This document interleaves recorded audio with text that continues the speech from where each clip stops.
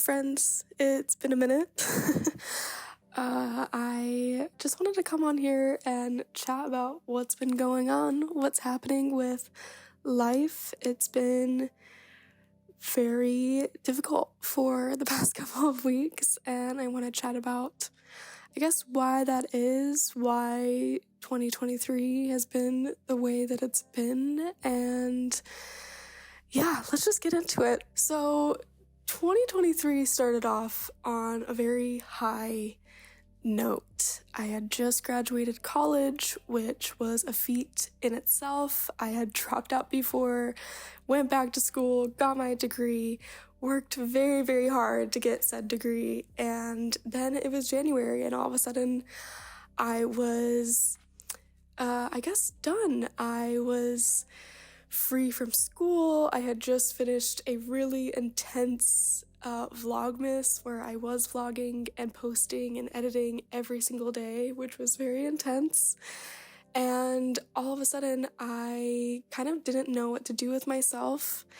And so I just went headfirst into bigger videos, more work, more books, all of the things. And I just really dove into work. And unfortunately, my body did not like that at all. Once February hit, I was completely burnt out, and I was sleeping like 14-hour days. Like, my body could not wake up. It was not a good time for me or anyone else around me. It was a very difficult moment, and I had no idea what was going on. I just completely burnt out, which was really, really crazy. And I've had really hard times before, but this was just different. It was like I can no longer function at what I've been functioning. And long story short, after lots of therapy visits, lots of psych visits, lots of doctor visits, I got diagnosed with ADHD. So, yay! And basically I recognized that I have gone my entire life trying to function like a normal person when I in fact cannot function like a normal person. My brain is not built that way. And so in a way, I was kind of like a computer functioning at 100% of my power for 23 years, and I couldn't do it anymore. I broke. And reasonably so. So I am now trying to relearn how to function, relearn a lot of how I can accomplish tasks in a healthy way. And it's been really difficult. I'm also going down the path of trying to find a good medication, and it has not been going very well. I am at the very beginning, and I know it's going to be a long process, but the first medication that I tried, it put me in the most pain I've been in my entire life, and I have chronic back pain, so I've dealt with pain before, but it was excruciating. I've never felt that way ever, so we stopped that medication very quickly. But it was very difficult, and it still has been very difficult, and I am still trying to relearn how to be a human being, which is very hard to do at 23. Just relearning 23 years of forced productivity in a really dangerous way, which, that's thanks to capitalism. Wonderful thing that, slowly destroys lives. Okay. But that being said, I am really trying to focus on, again, healing, on slowing down, and on being more honest with y'all and with my videos. I kept posting videos during 2023 despite being in the absolute dumps, and I really tried to remain extremely positive, but I think it verged on the point of like toxic positivity. It wasn't me being honest with what was going on. I wasn't super inspired with the videos that I was making because I was having a really hard mental health moment. And so I just don't want that to happen again, because I think it hurt my love of books and stories, which is the most important thing to me. I love books. They get me through literally everything in my life. And so me starting to dislike them was not good. It was not good for me, and it was not good for my mental health.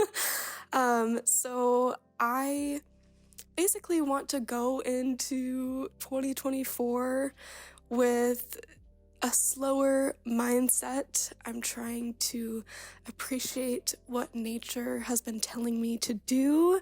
I reread Breeding Sweetgrass, which, if you don't know, is literally one of my favorite books of all time. It is up in the top 5. It's absolutely incredible. I highly recommend reading it if you have not. But in there, she talks about how you can learn from the species that have been on this planet longer than us. So the plants and fungi and animals, they've been on this planet longer than humans have been. And so you can learn from that. And all around me, everything is dormant and taking it slow because it's winter and it's dark and there's not a lot of energy to begin with. And so I am really trying to heed that advice and basically take it slow and really listen to my body, really listen to my brain. I have learned that I need to follow the dopamine when it comes to ADHD. I need to follow what gives me just the happy hormones, because I don't have a lot of them. So I think that's going to be kind of a main focus for 2024. And I want to bring you along with that journey of me figuring this out, of me taking it day by day and really just going with the mood. I want to be a mood reader. I have been a mood reader, and I haven't allowed myself to be a mood reader this past year, which is silly. So I just am, again, just wanting to listen to myself, wanting to listen to what this brain wants instead of forcing myself to do something that it does not want, because I can't do that. Either way, I have a lot of exciting things still coming up that I am truly excited about. I went to Europe. That happened. It's so funny to me because like when I look at 2023, I feel like Europe was like in an alternate universe. Like it doesn't exist in the same timeline, but it does. And it's very odd because I really enjoyed Europe. It was an absolute blast. And I was so grateful that I was able to go, because I just didn't think that was ever going to happen. Kind of gave up on that dream. So it was really exciting to be able to visit places that I've wanted to visit. So I have lots of really exciting videos coming out from Europe. I want to do more slow vlogs about my life, just figuring out ADHD and figuring out how to function, and still reading lots of books, but reading the books that I want to read. And I think it'll just be a really fun year, and I'm really excited about it. And I'm hopeful that things will get better despite how hard 2023 has been. And again, I just really appreciate y'all and your patience with me and your kind words. It's been really amazing to feel like I have a community that cares about what's been going on, and we all just love books and we all just love these things, and I just am very happy that you're here, so thank you.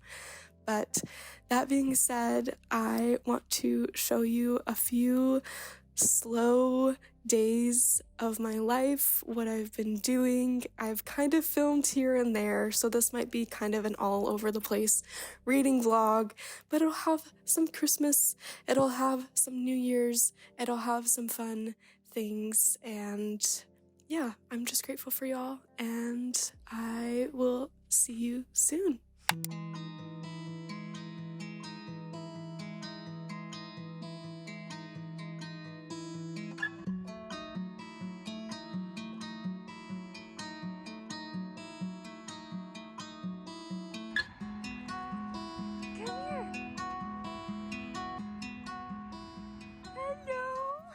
Alright, so we are about to go see something that I've been so excited about for so long, and that is the new Ghibli movie, The Boy and the Heron. If you don't know, I'm a huge Ghibli fan. My favorite movie growing up was Nausicaa and the Valley of the Wind. I've loved every single Ghibli movie. I have my Howl's Moving Castle earrings on currently. So yeah, I'm really excited. I really hope it lives up to all of my dreams and hopes. And I just love Miyazaki's work. I think he's like one of the most talented artists in the world right now. And oh my gosh, I'm just so excited. So I'm gonna take you along on our watching journey and talk about it after and let you know my thoughts, because oh my goodness, I literally can't wait. I've been like waiting for this for so long. And I didn't read the book that this movie is based on. It's based on, I believe, How Do You Live? But I usually don't read the books when it comes to Ghibli movies because Miyazaki kind of takes it his own way. Similar with Howl's Moving Castle, it's not that similar to the book, so I thought that was okay. Either way, let's go watch this movie. Yay!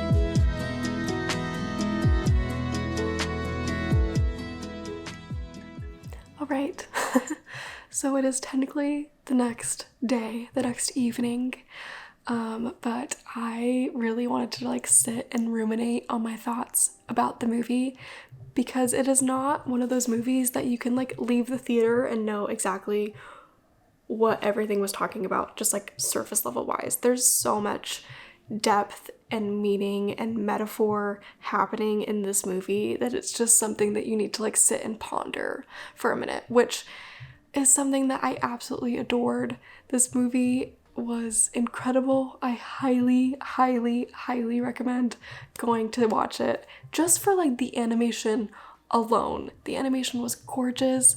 It had so many like fascinating things that Miyazaki's like never done before. I feel like he was experimenting in a really cool way.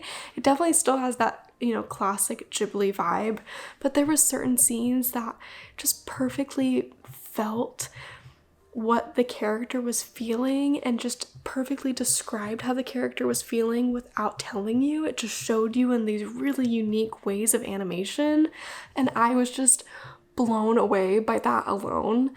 The voice acting was incredible for the English dubbed version. Robert Pattinson was like the king of the kings. Like, he did so well, and I don't even know how he created the voice that he did, but he did fantastic. Everyone in that movie just, you know, had bills to pay, and they did so good. They were fantastic, and each one of them just like melted into their character and their role. There was not any of the like, oh, I can tell like that this actor is playing this character.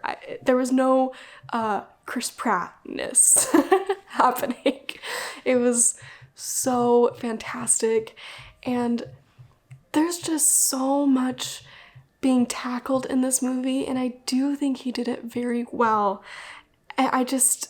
Oh my goodness, Miyazaki is just incredible, and I love him so much. And I don't know how this creator is alive and how they're real, but he just does such an incredible job in creating stories. And I really feel like this was simultaneously a love letter to Ghibli while also a goodbye to it. And it had that bittersweet, complicated feeling that a creator has when they're saying goodbye to something, and you just could really feel that in this movie.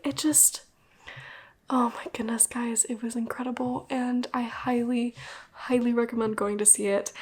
I went to go see it completely blind. I didn't watch any trailers or any, like, I didn't look at the acting list. I really wanted to go into it completely blind. I only knew what the poster looks like, and while I really enjoyed my time, and I do recommend it given that that's how it was released in Japan, and I think that's creatively what Ghibli and Miyazaki wanted it to be, but there's just so much happening, and if you are someone that gets easily confused during movies and gets frustrated with that confusion, I would recommend watching a trailer. But I really feel like this is just one of the movies where you accept that feeling because you gotta work for it. Like, it's a movie you gotta work for, and I think most of the best movies are because they're trying to discuss really intense and crazy topics, and especially with Miyazaki, this is technically a kid's film. He's trying to discuss this, just like so many thoughts as this creator that's trying to like say goodbye to his creation, and that's a lot to tackle in a film that is meant for children that can't just outright say that. So there's a lot happening in this movie. It goes every which way. It's wild, it's crazy, it's hilarious. It's one of the funniest Ghibli movies I've ever seen in my life. I laughed out loud multiple times within the movie. It's amazing. Highly recommend watching it. If you get confused easily, maybe watch a trailer, but I would recommend not doing that. And I just think it was amazing. The one warning I will give as well is it is not a Ponyo or Kiki's Delivery Service. It is a Princess Mononoke movie, if that makes any sense. It's Grave of the Fireflies, Princess Mononoke, not Ponyo, Kiki's Delivery Service. I feel like there's two like realms of Ghibli movies, and it's definitely over here. But that being said, I kind of want to switch gears and talk about what I've been reading, because I've been reading again. Yay! I really think taking the break and just kind of taking everything off my plate finally allowed me to want to read again, which was really amazing and a really awesome feeling. And I'm trying to follow the dopamine. I'm trying to allow my ADHD to be what it is, not fight it so much, kind of roll with it in a way. And so when I really got the feeling that I wanted to read again, I just was like overjoyed. I was so happy. And so I want to talk about the 3 books that I've read this week already, and the book that I want to keep reading tonight, because I've just been on a reading like sprint, and it's been so fun, and I'm so happy about it, and I just feel like I'm getting my passion back, and I'm just so happy. So yeah, let's dive into the books that I have finished already. All right, so the first book that I really felt compelled to read was Notes to Self by Emily Pine. Now, Emily Pine is an Irish author. She actually won, it says on the back here, she won the Book of the Year in 2018 for the Irish Book Awards. It is a award-winning essay collection, and the essays, I'm just going to read the back. In 6 spellbinding essays, she writes of caring for her alcoholic father, the childhood pain of her parents' separation, her unboundaried teenage years, infertility, and sexual violence. Ultimately, once the unsayable has been said, the joy of letting go. And I really wanted to pick up this book because it was recommended by a bookstore employee when I was book shopping in France, and it also made her cry a ton, and I really wanted a good cry, and so I picked this up and started reading. And I will say, if you are in a reading slump, I really do highly recommend reading like essay collections or short story anthologies, because they're almost like episodic in a way. It's like starting a TV show, and it can be a lot less daunting than like a 600-page book because you can stop and start whenever you want. And I'm also trying to learn that every time I open a book, I don't have to sit down and finish the entire thing unless I want to. So I'm trying to figure that out. But either way, I felt like this was a really good start to finding the joy of reading again. That being said, I did have some issues with this book. It wasn't like my favorite book in the world. All of the essays, while they are very well written and I really enjoyed her writing style, I felt like they were very surface level and more memoir-like than like essays, if that makes sense. I feel like usually when I read like an essay memoir collection, it really dives deep into the topic that they're trying to discuss, and there's memoir like elements, but it doesn't detract from the focus of the essay. I felt like I was reading someone's journal and not a collection of essays that really delve deep into the topics of alcoholism, of sexual violence, of those really important, crazy topics of infertility. All of these things, I just felt like she was so surface level and she didn't get into the emotions that I wanted her to get into.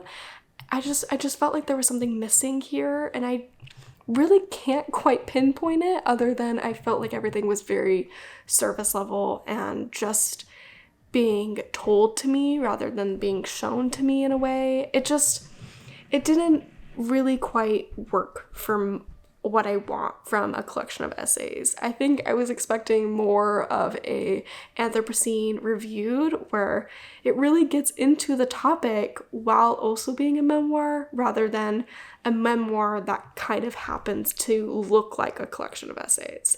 So I think that's why I was a little put off by it. That being said, this book did get me back into reading again, and I was very much in a reading mood afterwards. So yeah, mixed feelings on this one. But if you like essay collections, especially ones that deal with very intense topics, you know, the darker topics of human life, I feel like you would enjoy this. And especially if you're a woman, she really talks about being a woman and that feminine like energy in a way. I think you would enjoy this, but if you really want her to get deep into it, maybe this isn't the book for you. I don't know. I just have mixed feelings. But either way, yeah. The next book I read is a book that I've been wanting to read for like years now. It's been on my TBR for forever, and that is Before the Coffee Gets Cold. Now, if you don't know the premise of this book, basically it is about a little cafe where patrons can go in, order a cup of coffee, and travel through time to visit someone they love or someone that they've talked to and cared about sometime in their life. But the main stipulation is they have to get back before the coffee gets cold.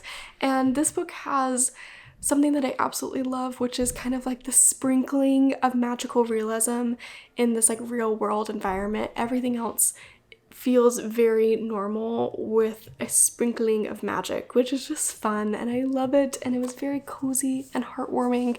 I absolutely bawled during the husband and wife section of this book. I was literally inconsolable. I'm not expecting to cry today. Oh, goodness. I can like barely look at the page. It was not good. Milo wanted a pet break. He's so cute. Hi, baby. Either way, Before the Coffee Gets Cold, I do understand how a lot of people have some mixed feelings about the writing style. I did feel the repetitiveness of it, but I really like reading scripts and plays and stuff that does have to set the premise over and over again, and Kawaguchi is a playwright. That's what he does, and so you definitely can feel that in his writing style, and for me, I enjoyed it. Oh. Are we getting down? Okay. I really enjoyed that part of it, so it didn't really bother me, but I do understand where people are coming from with the just repetitiveness of that stuff.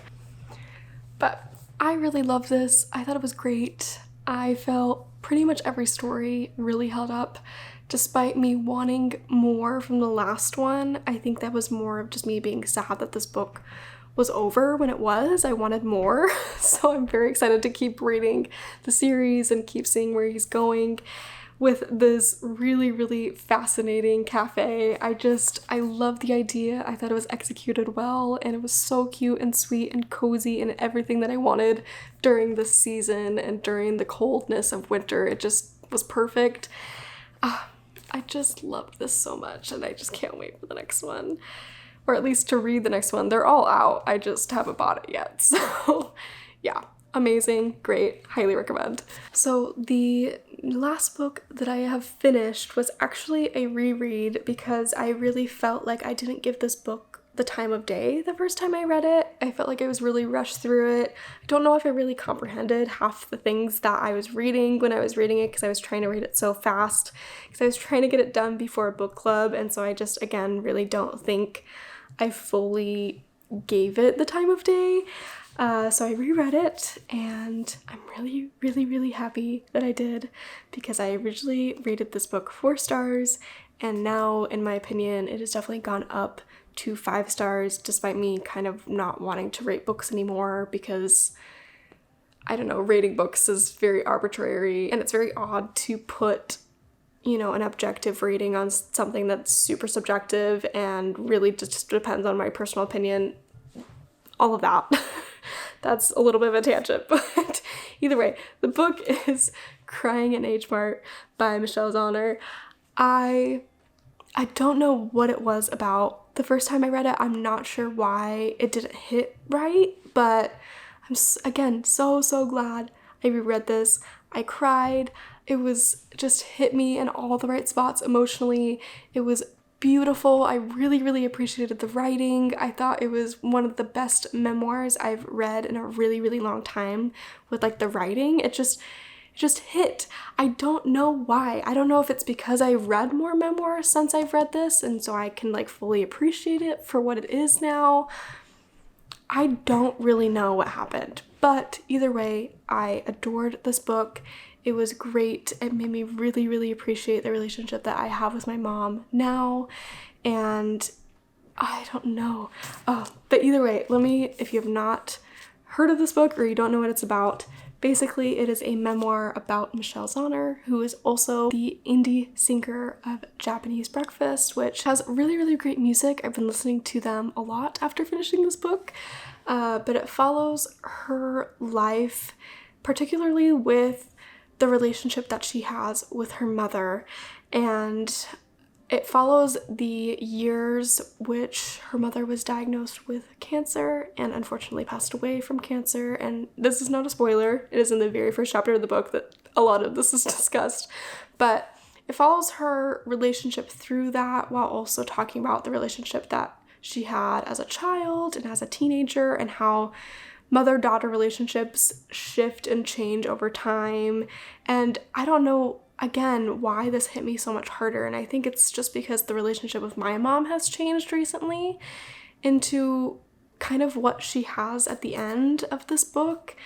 It's just so beautiful and moving and heartfelt, and again, really, really made me miss my mom. I was bawling my eyes out in so many parts of this book, and I had to set it down several times. It was just everything I needed in this moment in my life, and she talks a lot about how her and her mom are really connected through the food that her mother has made, and I just loved that. All of the descriptions of the food were just so vivid. It just like makes your mouth water while reading it. It's incredible. I just don't know how she did that. It's wild.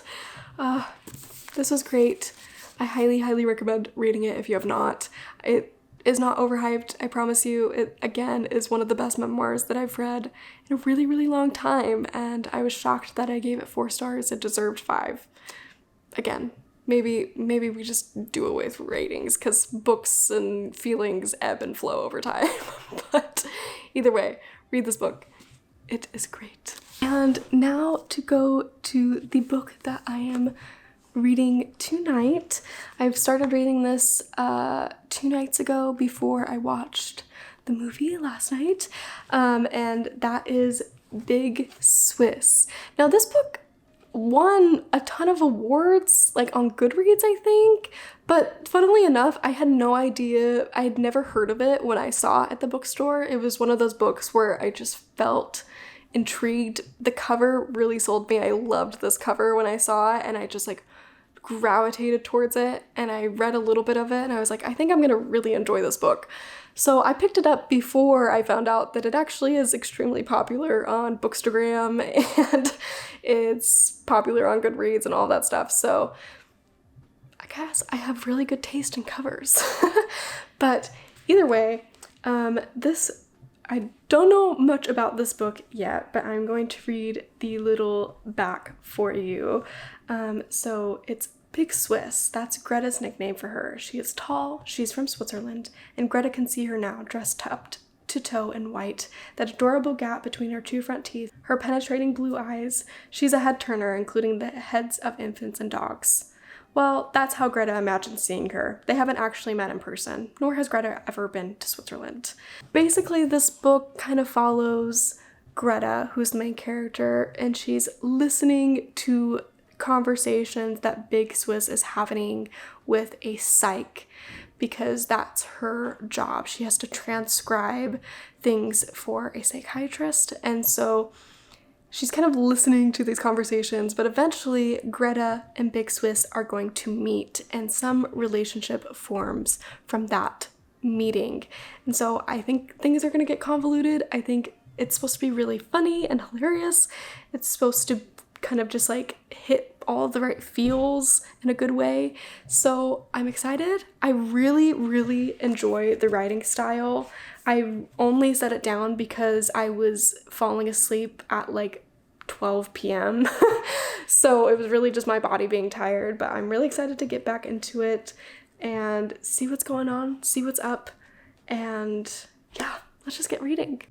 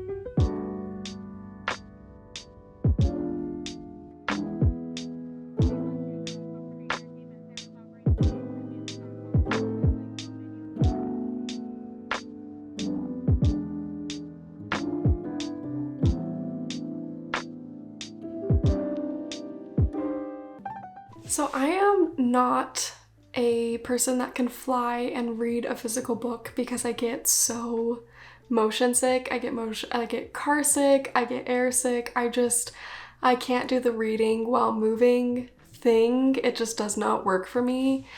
But to solve that problem, I've recently really started trying to get into audiobooks. I originally started by using audiobooks to help me focus on actually reading the physical book in front of me. So I would have the audiobook playing while reading the book.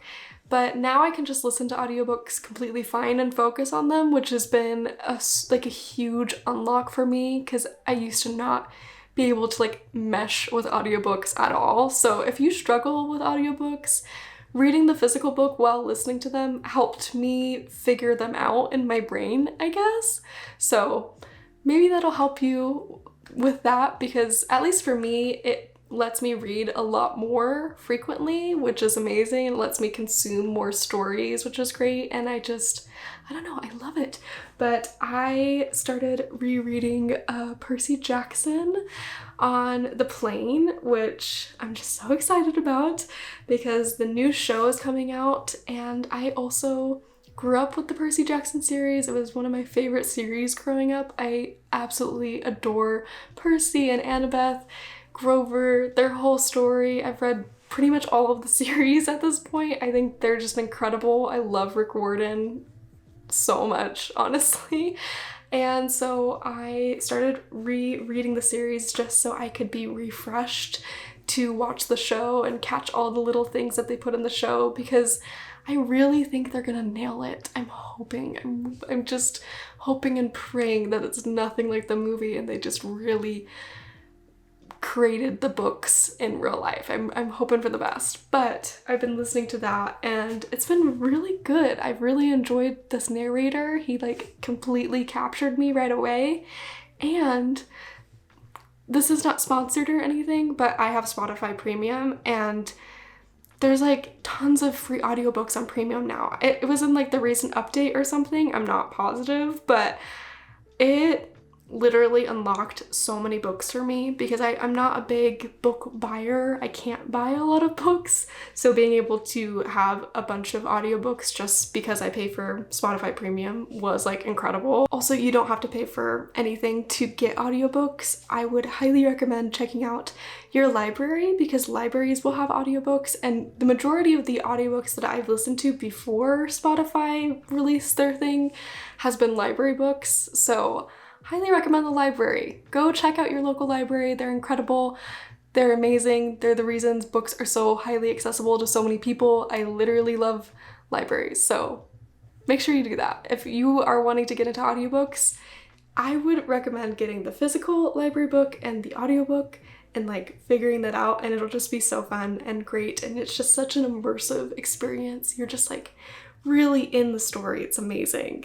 But anyway, that's my little spiel. I just wanted to chat because I was just so excited that I could get on a plane and still read and enjoy that like hours worth of storytelling that I haven't been able to experience before because I get so sick otherwise.